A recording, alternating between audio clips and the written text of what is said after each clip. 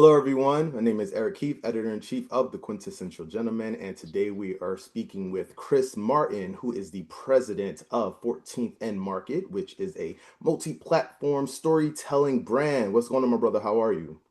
I'm well, my brother. Pleasure to meet you. Thank you for taking the time. Looking forward to the conversation. Awesome, awesome. Where are you now? Are you in New York or? No, no, I'm actually in Philadelphia right now. I'm in Okay. Philadelphia. Yeah, yeah, we made the move.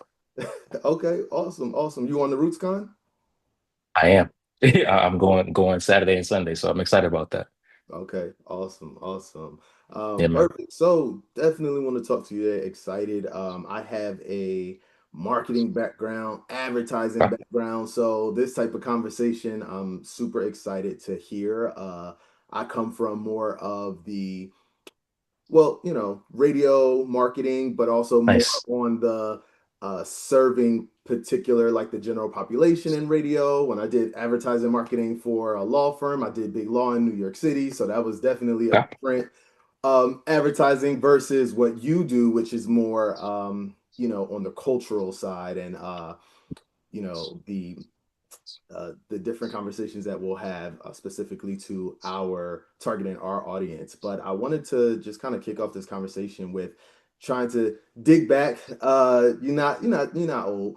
But trying to see if you can remember like a moment early in your life where and thinking about more like on your career side of where you realize that okay, like there is power in the culture of like our culture as currency. Mhm.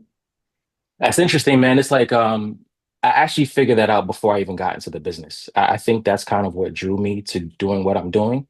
And it just so happened that I landed in a place that I wanted to be, but I had no understanding that it was actually a thing, right? So for me, I think coming up in the inner city in New York and just like being a guy that's really into culture, really into sports, really into music, you see all of those things. And then of course, like growing up in the 90s, there are people who are aspirational that are kind of moving and shaking. So like you get exposed to other career paths versus, traditional things like lawyers and doctors. And originally for me, I wanted to get into music. That's kind of like where all of my interests start. Um, and forgot exactly the age, but it was early 2000s. I was a big Allen Iverson fan in basketball at that time, right? And I was watching TV and there was a commercial. It was for the A5 with him and Jadakiss. And I remember seeing that and that blew my mind. I was like, yo, I don't know what this is or how it got on TV, but I feel like this is my life. You know what I'm saying? Like these are the things that I'm interested in. This is taking all of my worlds and all of my interests and kind of making it into one and putting it on TV. And then I'm like, yo, whatever that is, that's kind of what I want to do. Then, that always stuck with me, right? And then when I think back, and it's funny how things happen, the more you get older, the more people you meet, you go away to school, you figure things out, you're following your passions and your interests. And then you just meet people along the journey that just start to talk to you about things. And I think I've always known what culture was because we've lived it. Like we grew up in a time where culture was very prevalent. You couldn't not see it. The way that we spoke became popular culture. The way that we dress became popular culture, And like we were seeing things pre super internet era also. So like the more that you traveled, you saw how things naturally progressed and the influence kind of always took shape. Um, so the more that I learned, man, it was just like, okay, I would always tell my parents when I went to college, like, what do you want to do? And I'm like, I don't really know, but I know I want to do something that is like in my passion and aligned with culture. And to me, that's always been an intersection with like sports, music, fashion, because these are the things that I genuinely care about. Um, and these are the things that I would be talking about whether I'm at a job or not, ideally, right? And of course, this was crazy because I had no real reference point. I'm just like, this is the job that I'm going to do it. I'm going to figure it out. And then I would talk to some people and they'd be like, oh, okay, what job is that? I'm like, I don't know, but it's going to happen. You know what I'm saying? Like there's this naivete and this confidence. It's like, this is what we're going to do. Um, but then fortunately, I met some people along the way who were able to help connect the dots for me. Um, and fast forward many years later, a guy by the name of Steve Stout, who I knew of because I wanted to be in music, I realized that he was one of the minds behind that commercial that I told you about earlier. So I was like, oh, there's a pathway here. There's something there. So I started to become obsessive about that and just connect those dots. And that really allowed me to know from a tangible space that Okay. culture could be like a professional pathway.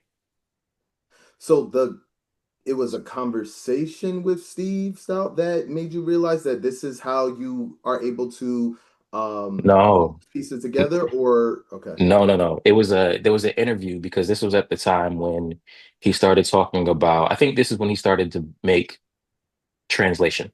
Um, Before that, Steve was a music guy, and I knew of him because I knew of music. Again, you knew he was the manager of Nas. You knew he was the manager of Mary for a while.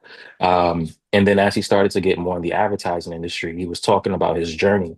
And I found one of those interviews, and then he ended up writing a book called The Tanning of America.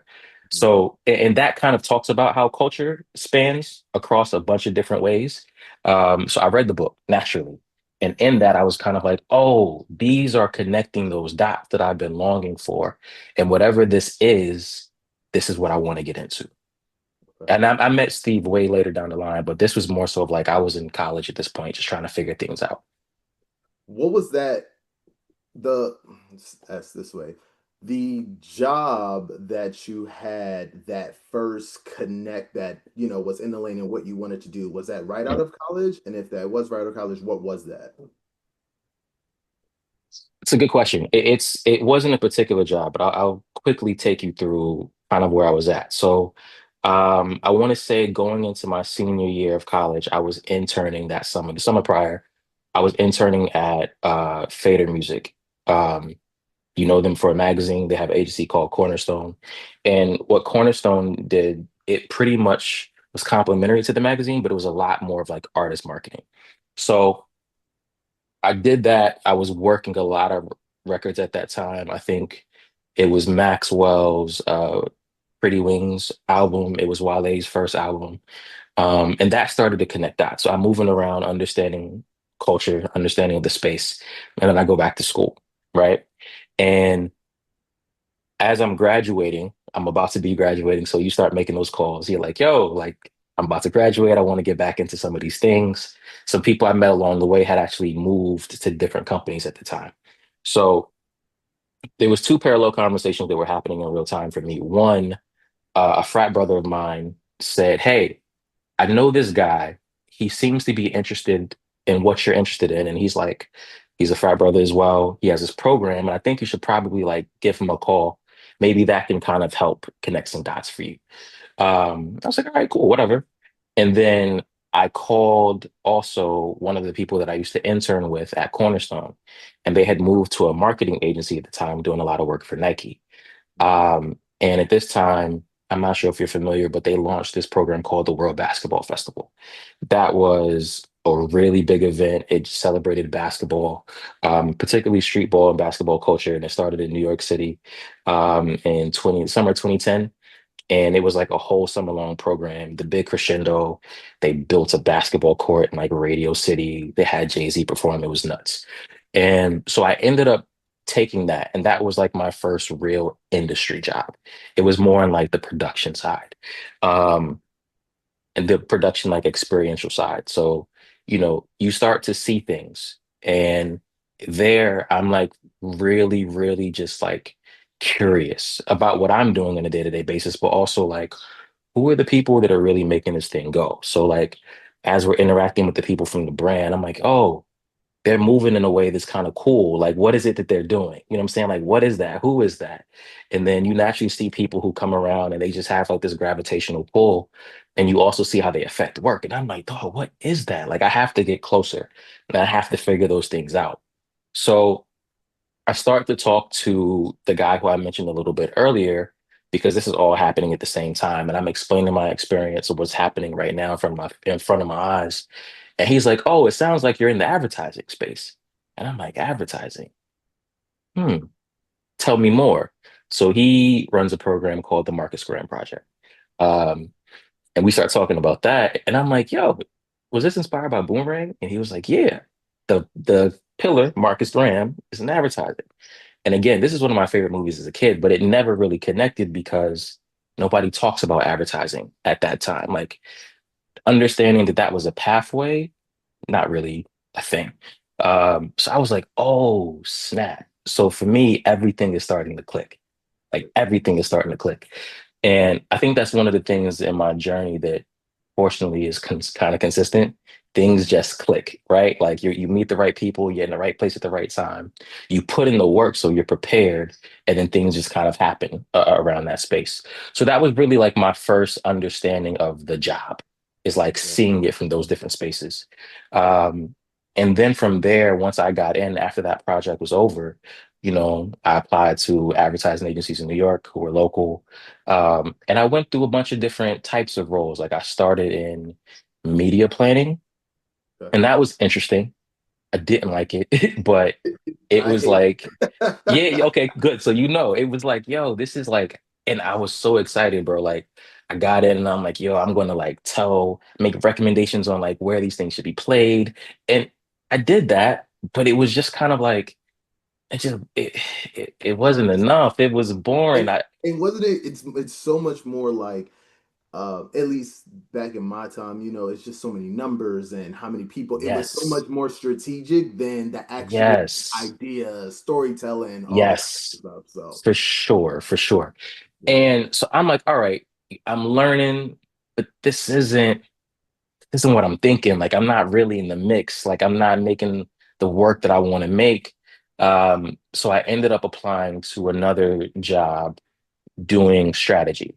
And the job was to help a lot of these consultants develop strategy from a new business perspective. And that like changed my mind because I'm working with people who are brilliant. And they're really leaning on me. And again, I'm a young kid, fresh out of college, Mhm. hungry. And they're like, yo, this stuff, so like let's talk about it. um and then I was just kind of like, all right, cool. So like I'm telling them what I know just from being outside, having a pulse, seeing how people uh are really thinking about these things, interacting with these things, challenging on what they think are insights. And I'm like, yo, that's interesting, but that's not how we actually think about it, like it's this way versus this way. And they're like, oh, okay, cool. So like that was a eye-opening experience to me. Um, and it was really, really cool, yo. And I think that was really like my first break into like what the power of like culture and how that can influence work is. And I'm getting closer on my journey. And So I wait, get before to you take us through the timeline, a couple questions. let's do it. One, what frat are you a part of or a Oh member? man, there's only one. There's only one. I'm a new Kappa Alpha Psi, Fraternity Incorporated. Well, I mean, there's the first one, so Uh there's that. But it's eh, fine. it's cool. It's Awesome. cool. And before like I said, I wanted to get back to your journey, but where we are now, For sure. and you've been here for so long, I'll say this, when did you know that this influencer marketing, the way that we market now, when did you see that shift? At what point did you see it? Because I love, hearing a story of, you're doing it back in the day and how things, I mean, to Mm, be honest, you have been very privileged to be able to be in that space at such a young age. A lot of for sure. people don't get into those spaces at For that age. sure. It takes For a sure. very long time for us to do it. So your perspective is so much more different than an older person because you're younger and you're able to kind of make Hmm. conversations and you're able to be boots on the ground. So Yeah. you go out to the club the night before, and then the next day you can say this is how we move and this is how we should market. So I would love to know Yeah. like kind of what that looked like when you were like, okay, this influencer marketing where we are now, this is Mhm. going to be the thing. Yeah. It's interesting, man, because I think when we first started understanding what that was, there was no title to it. Like it wasn't really influencer marketing. Yep. It was just you wanted to be at the places that people were cool at. You know what I'm saying? And like the people who were cool, they made recommendations that you gravitated towards. Like that's kind of was the first version of influencer marketing. And you could look at, let's just say in the 2000s when everybody who was popular had some form of like a clothing company or a cologne or like a whatever, and they were pushing that. That's technically where it started. And then where it is now is a very long, very long trajectory, right? I think when I got into like my career, it was at a point where it was really a principal person pushing a very specific product. And that's kind of like where influencer marketing was. And then I want to say around 2011, 2012, I started to see a shift where it was less about, in the forefront, it was less about said person pushing a product and more focused on who are the people that are really getting people, to buy things, right? So it started to be more about, let's focus on the people behind the people. Whoever that famous person is that you think, there's actually a guy who's feeding them information, or a woman that it's really, really cool, and they're putting them on. Let's kind of drive things towards that. So that was really when I started to like, I think the world, not just me, there started to be a pathway for influencer marketing. And then you saw a couple different companies pop up who like specialized in that. And a lot of that started to be very heavy, I want to say, from an experiential activation perspective. So like in my mind, when I start to say the genesis of influencer marketing as a proficiency, that was very, very event leaning because again, it was like, yo, who are the people that are real movers and shakers? How do we get them in a room, bring the people that they think are also movers and shakers, people that you respect, and let's Right. create and curate an experience. That was like that lens. So I think that's really around 2011, 2012. And again, I was seeing it in real time. Right. And that to me was crazy because it's like people are doing things that are so regular and normal now, like happy hours. Like Yeah. at that time, it was a little bit more focused. It was like, yo, I'm this person, and I'm the guy who knows everybody, and I'm going to put on a happy hour. And by the way, we're going to get said person to sponsor it, and we're going to create something. And it was also kind of at the same boom of like social media where the access wasn't fully there, right? Mhm. So it's like you're seeing it, and if you're outside, you can feel it, but you're not close enough to where the anticipation and the want and the desire was very, very high. So you wanted to get into these events, you wanted to get in these types of rooms, because you saw it. But Yeah. again, you couldn't necessarily touch it. And that was really when I think influencer marketing really started. Yeah. No, I agree. I agree. I think that also being in your space from a strategy perspective, it allows I'll say it's a financial security, a job Mm, security, right? Because everyone wants to be, oh, I want to be the influencer, I want to be all these people and things like that. And it's like, yeah, I want to be the person that hires the influencers for the job that mm, we're looking for, or comes up with the concept in which we reach out to those particular people to mm. make those decisions, right? Because the it's difficult even, and now we've know I think there was a period of time where you could, and I think I will always credit Kim Kardashian for the post something, everyone buys it, Yeah, it's the product, sure. yeah, That don't work for yeah. me, right? There has to be thought behind it, right? There has to It be still works for her, but everybody else, sure, no. sure, Yeah, yes, yeah. right. So, and I wanted to get your thoughts on just how you go into, actually, let me ask it, let's ask this way, I'll start over. The block to boardroom, the philosophy, Mhm. right? I want you to tell me what that is and then tell me how you develop that mindset. That's dope. So for those who don't know, the block to boredom philosophy is what we pride ourselves on in 14th market. And basically, a simple articulation is just it's where it's how you make culture and commerce kind of connect, right? So brands come to people with opportunities, they have something that they really want to do. It's not going to move without the people who we call the block, the people who are really outside, right? You asked me about influencer marketing not too long ago, and I said, yo, there's really people who are outside that are kind of driving and pushing the needle. That's the block mindset, those people who are outside. So for us, it's just really that perfect marriage because I think we've been in this enough where we understand, and you could see it because you've been in the space as well. And I think even as consumers, people know where authenticity is and is not. And the block in boardroom, it makes sure and it prioritizes that authenticity is right there.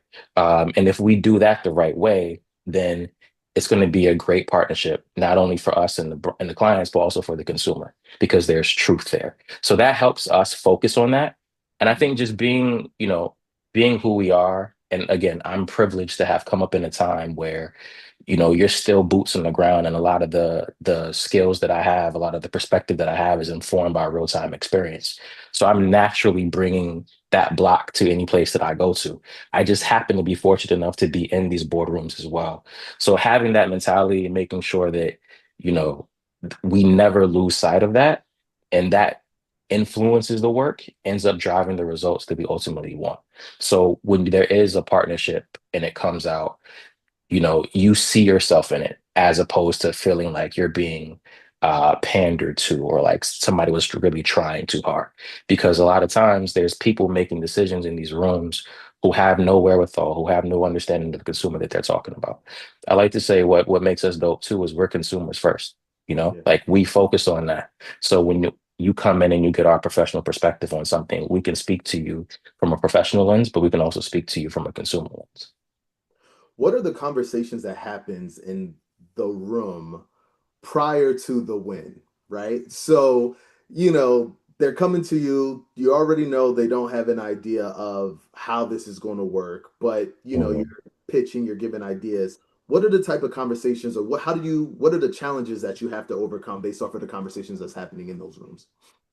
It really depends, man. It depends on what we're talking about. I think a lot of times we have to convince people about people, where it's like, hey, let's just say you want to push a product. Um, there may be somebody who you have no clue is the right person for that. And it becomes, I think a lot of times we fight numbers based conversations, um, which has very little emotion. And I think another thing that we do really well is we prioritize like people and empathy. Um, so, we're trying to talk about that. Like, there's been times in my career where we have a dope idea and we're like, yo, this is the person that needs to kind of be the face of that. And they're like, who's that? It's like, what do you mean, who's that? And they're like, well, how many followers do they have? And it's like, yo, that's the total wrong conversation. It's not about followers. It's about, is there an honest, believable, true story and connection between this person and this brand? Let's start there, because if it's not, everything is manufactured, and that's not going to work. It's going to come off extremely nasty. Your numbers are going to be trash. And then you're going to be like, well, that didn't work. So let's close the door. No, we need to focus on these people who actually care about your brand. Yeah. And then that becomes believable, because everybody that's tapping in with them, they know if it's something they care about because they've seen it. The way that we work today and the way that people live their lives, especially with social, anything that people are like really passionate about, you're fortunate enough to see in today's society, right? So like, let's just say if it's somebody that's eating, um, well, let's just say if it's somebody drinking a soda, you see them so often, you know what type of soda they like because you're a fan of this person. And then they come out of left field, a brand grabs them because they're the hottest person out, and they put a new soda in, and you're like, that's not even you. Like, what are you talking about? Like, nothing about that is authentic. So a lot of times the conversation is convincing people about people, and also just like fighting really hard for the authenticity of the work. Um, it's natural for a brand to want to like over brand an idea. You have a very specific script. A lot of times people want to do, what I'm saying? It's like brand, brand, brand, brand, brand. Everything is very overt, but that's not really what makes things work for people, So like a lot of times it's just finding that right balance to where everybody's happy, but also like again, the consumer believes what we're talking about. Because if they don't believe it, we're all wasting time and money and opportunity. Yeah.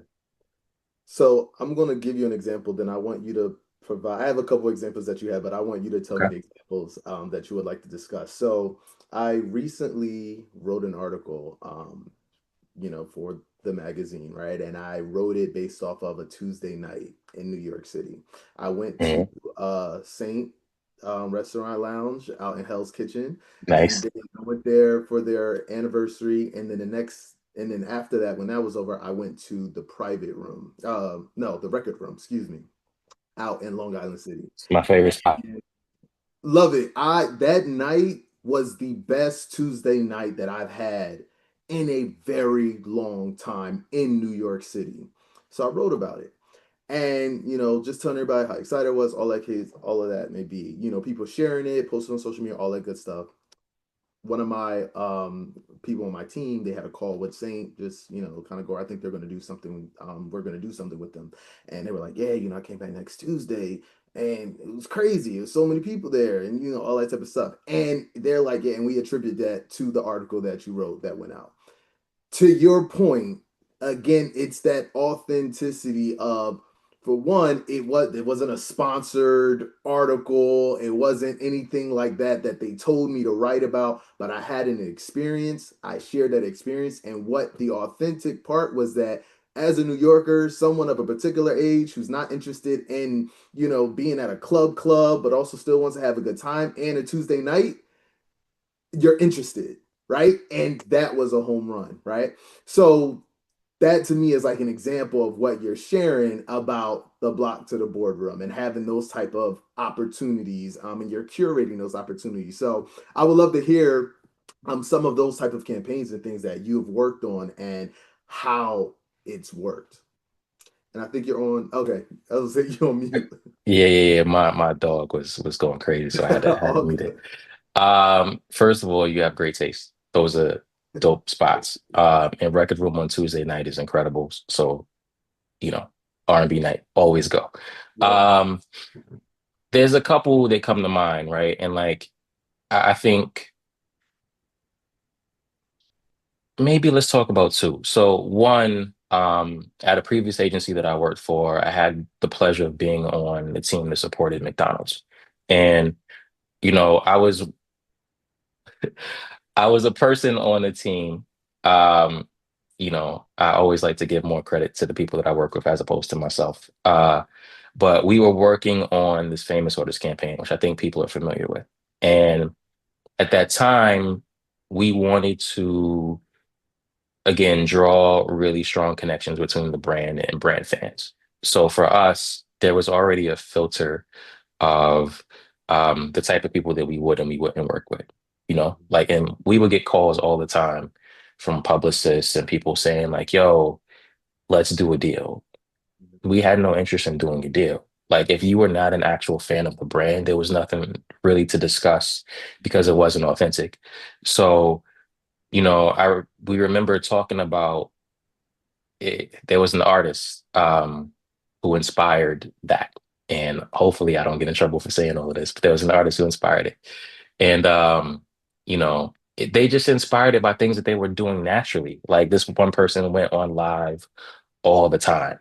Like, and they would eat. Let's just say they would eat, or they would like just talk to their homegirls, but they would always be something that was a part of that video that was really intriguing.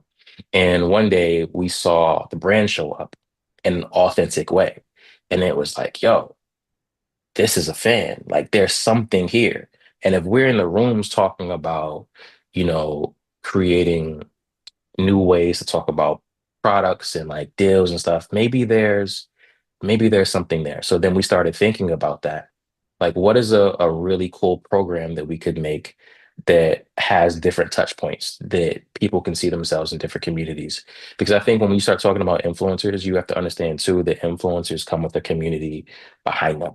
Um, and depending on who you're using and if you're smart, you can activate a bunch of different communities um, at the same time or at different points, right? But like if at a larger scale, the beats will hit. Sure. So, and for this to be as big as we wanted it to be, we were like, yo, let's get the right person from different communities, but they have to be a fan. And this allows us also to tell one cohesive story, but also very individual stories in between. Um, and that's a great example, man, because it's like, yo, again, authenticity is at the core of that. Like it's inspired by a real person. You just happen to know them. Maybe you like their music, maybe you like their fashion, but they're real people. And it's inspired by a raw, authentic event. So by the time we come around and we're introducing something, there's already a familiarity there. So we've already like jumped the curb of convincing you because you've Yeah. seen it. It's true. You know what I'm saying? So we don't have to work as hard to try to sell you something. I think as marketers, anytime we try to sell people something, we lose. Yep. Like we Yep. lose. And I'll say this, being in the industry, I don't like to be sold to. You know Right. what I'm saying? Like I hate to be sold to because Absolutely. everything feels forced. And if it's not authentic, if it's not organic, like I'm totally not interested, you know? So I have So a we question. go ahead. Oh, sorry. I was gonna say for influencers, so for people, right? Content creators, because everyone's an influencer. Everyone has a platform at this point, even if you want to Everyone has a consider yourself an platform. influencer or not, right? I see certain people, will say certain things like if they're drinking a bottle of water or something like that, oh, we're not gonna put that in there because they're not paying us for that. But do Hmm. you think that that is you're a missed opportunity because if people are, and I won't say the bigger ones, sure, right? Like I think that's a different conversation they had. They already have, not always, but some say have endorsement deals, and you have to be careful of what you promote. But I'm thinking for the people who don't have those deals and searching for deals or would like deals, would you advise them like it's okay to show that you're a fan of a product or something like that because people could potentially like you could come and say, oh, this person is a fan, we should use Yeah. them for this platform because they're already doing it, versus people who feel like they don't want to give up their audience to promote something and they're not getting anything from it. Hmm. It depends on what your brand is, right? I think, yes, everybody's an influencer, everybody has a platform, but not everything's for sale. So it depends on what you're doing, right? If that's something that you're interested in and that's how you use your platform, sure. But also, I respect if that's not something that you want to do. There's a lot of people who don't necessarily want to push product. There's people who would prefer to co-create. And I love and I respect that. You know what I'm saying? I think it's weird too when people do that because you kind of understand what they're about, where it's like everything is transactional. I think that's another thing we try to stay away from as well, is like transactional relationships. Um, and brands also want to stay away from that.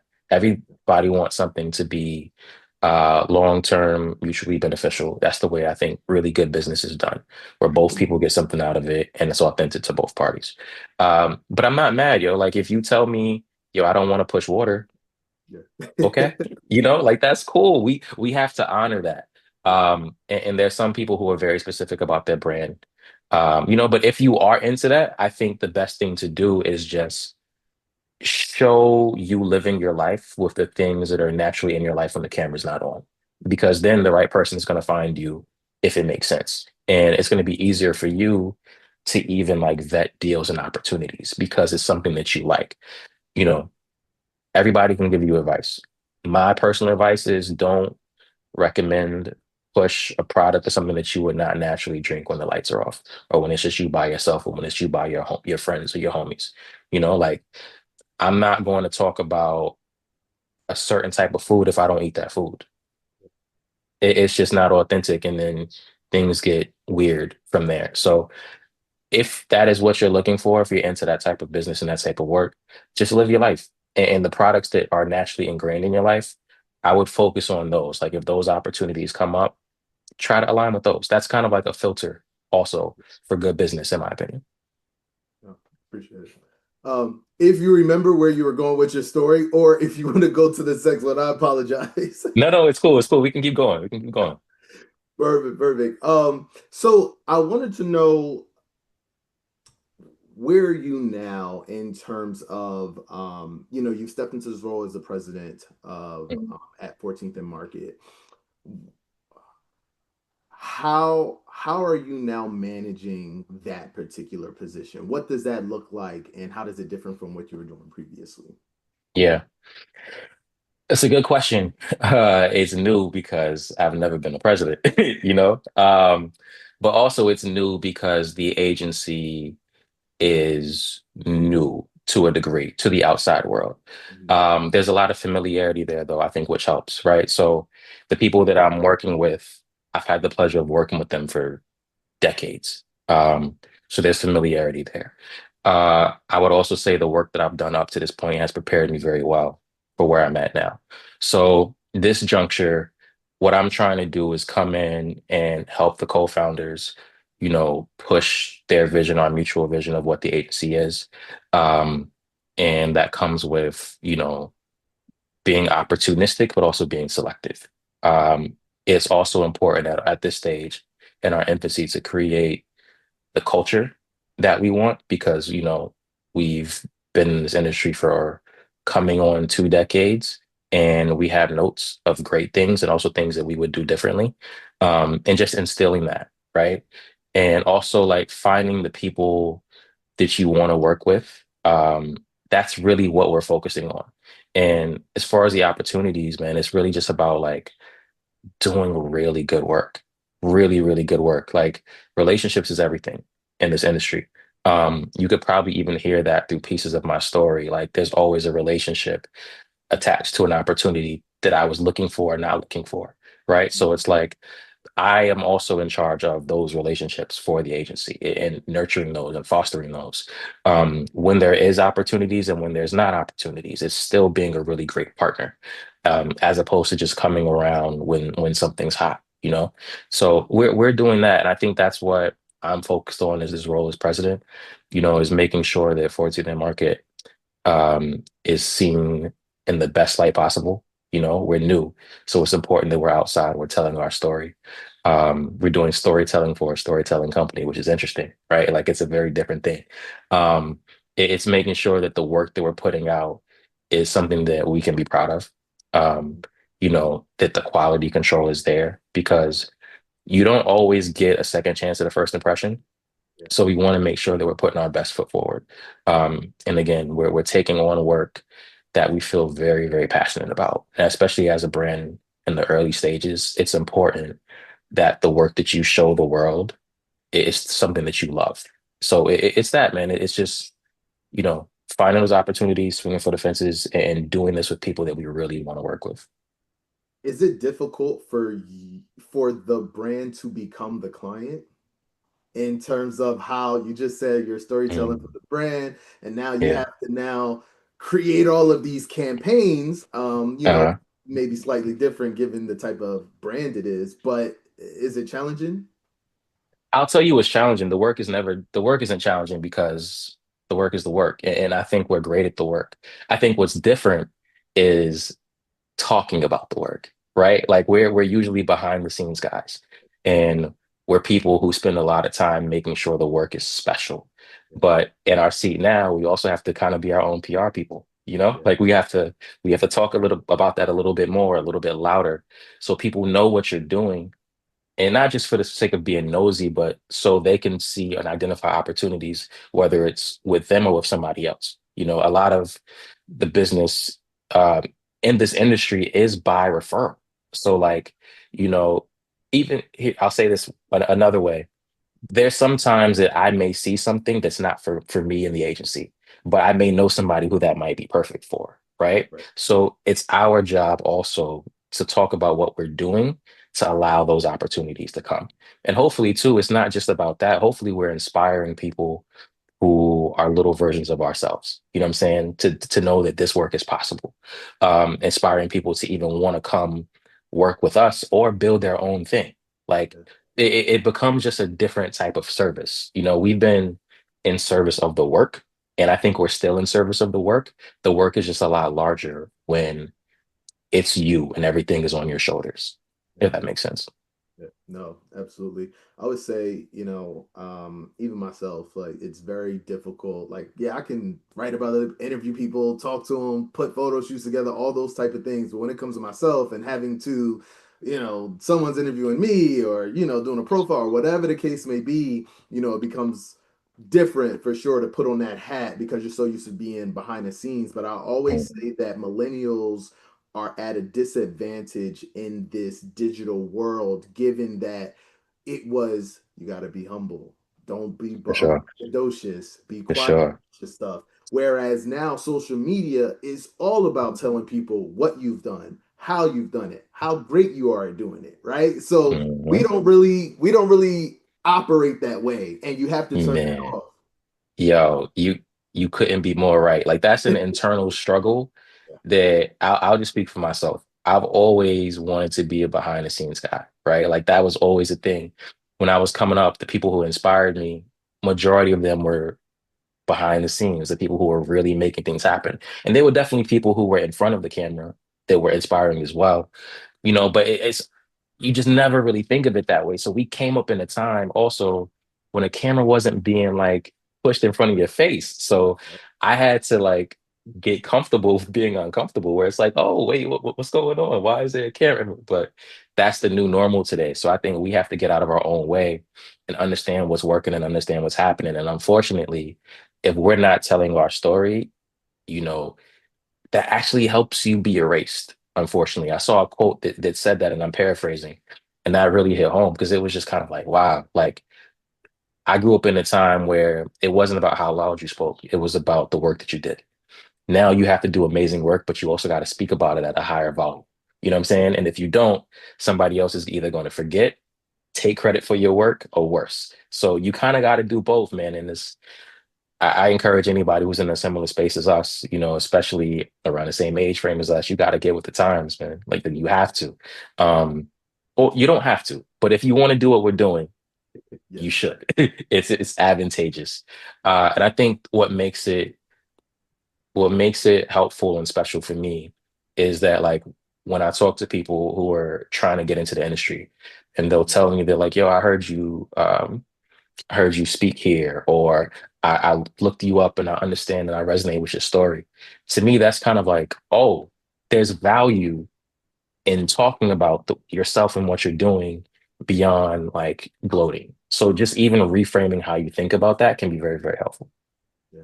Is there a fear piece of it that is also attached to the instant visibility and the large amount of social media? I think that, if you made a mistake and no one bought your stuff, okay, no one bought it. No one cares. You want about your business, but you do something wrong For sure. and one black Twitter mishap and it now becomes a thing. So I Mhm. wonder what's your thoughts on that? Oh man, that's a very loaded question. Very Um, loaded, yes. it's a very loaded question. I would be lying if I said it wasn't a bit of fear there. Um, However, that's not at the forefront Sure. for me. And I'm speaking for myself, right? Like I try not to operate from a fearful place. Um, I think a little bit of fear is healthy though. Mhm. It keeps us honest. It helps us evaluate risk and opportunity. Um, and if something isn't fearful, you kind of lose that gauge. So that's important.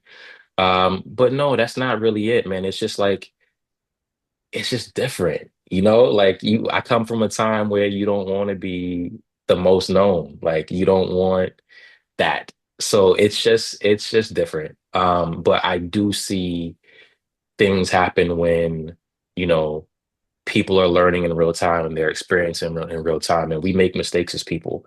But I think it's also important for people to know what those mistakes are, whether they're loud or silent. You know what I'm saying? Like the people who are around me, I'm not perfect, definitely made mistakes, and we talk about them, but that's how you get better. So I think fear is healthy, but it's not something that you can really like worry about too much. Like you should use it for an informative purpose to get better. But there are definitely people, again, I'm not an influencer myself. So I think my fear is a little bit different than some of those people who like their livelihood relies on being seen. And I can understand that because they're like, oh, well, if I say this the wrong way, then everything can come crashing down. Um, which is a reality, man. We live in a wild time. We live in a Wow, very it's so wild time. wow. But So I wow. think the more that we can prioritize humanity, I think we'll be in a good place. And it seems like things are swinging back that way, where people are allowed to make some mistakes and grow from the mistakes. Unfortunately, though, if you make them in public, you're just gonna have to probably answer answer them a little bit more than you might want to. Yeah. Yeah, yeah. Um, I'm about to wrap up, but I do have one really, really important question, and it's about around team building. I would love to Yes. get your thoughts on how you look for the teammates, the people, because I feel like in our space, yeah, it's not corporate America adjacent, right? Like it's not like Hmm. one person, one job, do this. It's so much, especially when you're starting something new, right? Where you're Hmm. working through the kinks and things like that. So to me, I feel like it's more challenging, even more Hmm. important when it comes to team building because you're investing, Hmm. in the talent, the money, the resources to get things done. But ultimately, Hmm. the brand is still very fragile that you can't have Hmm. people, just anybody coming on. So I would love to get your thoughts on how you go about building a team. Build slow. That I think that's advice that I was given, and it's advice that I think is probably the most brilliant. Um, Build slow because when you are a company, you have to be very intentional about who you bring in. Um, Also build to be the best version of yourself that you want to see, right? Like, I learned a long time ago too, not to be afraid to hire the best people, even if they might be better than you. Like, you can't be afraid of that. You would want the best people on your team at all times. So put the ego to the side and make sure that you have the best people around you for what you're trying to do. So I think it's a few things. For me, it's build slow, right? Take time to get to know people. That's very important because there's people who you meet along the way who you think are great, and they are great. They just might not be great for what you're trying to do. Um, do some tests. Like sometimes I think projects are a great way to fill people out professionally. Before you get into a very long-term thing, let's see how we work together. Let's see if the space that we're creating works for you. Um, I ask people when we're interviewing and when we're meeting people all the time, like, what is the environment you're looking for? Like, how do you like to be managed? How do you need to be managed? Like, talk to us about that. Um, I also like to prioritize building a team in areas that we're weak at. Mhm. Like everybody can't do the same job. Right. Um, and again, at 14th and Market, we have a philosophy, block and boardroom, that's also a hiring philosophy as well. We want people to be able to do both. We want people to be able to, you know, go to a basketball game one night and then go to the boardroom the next. You know what I'm saying? Like being able to exist in those multitude of realms. So that's also a hiring philosophy that we have. Um, but just really good people, man. I think for us, that's the most important thing, making sure we hire really, really good people who happen to be excellent at their job. Um, that gets us far. And again, just be very selective. Be very selective. And people are tough, you know. But I think the more that you can prioritize people and have treat people as people, even when it comes to business, I think you'll be in a good shape, you know, right or wrong. And I think we try really hard to make sure that everything is left better than it was when we came. And we prioritize that with people as well. That's awesome. Awesome. And then my last question for you is what's next up for 14th and Market? What can we look forward to? You ain't gonna tell me nothing because you probably I'm you not. got Yo, clients that can't say nothing. we NDA'd up, my brother. We NDA'd up. But what I will say is, stay tapped into our Instagram page. That's one of the platforms that we're doing a lot of storytelling um around what we're doing. We also launched a network recently, so there's a lot of things coming with that as well. So check us out. Our YouTube page has a couple of those shows that are there, and that ecosystem is going to keep building. But just keep watching out, man. Like my page, my partner's page, the team is growing, which we're really excited about. And the work that we're doing is really, really special. And there's some things that are in progress that I can't wait for the world to experience. And it's going to be even stuff that like you probably would not necessarily think we'd be doing. And I think Okay. that's the most exciting thing, right? Remember, I said we consider ourselves a multi-platform storytelling brand. And people who have known and experienced us have probably used to a very specific output. And we're challenging that a bit. So you're going to see a lot of really dope things in the near future, all culturally fluent, you know, uh, all really good work. And we're excited about that. And then, putting some really dope people on that you may not know as well. Get on, put on is one of our mottos. Perfect, perfect. I love that. Well, Thank you again, Chris. This was a great conversation. Learned a lot. Hope everyone listening learned a lot. And I hope make so sure you too. guys stay tuned, man. Make sure you pay attention to 14th and Market. And thank you Yes, so much. sir. Appreciate you, my brother. Thank you for the time. Of course.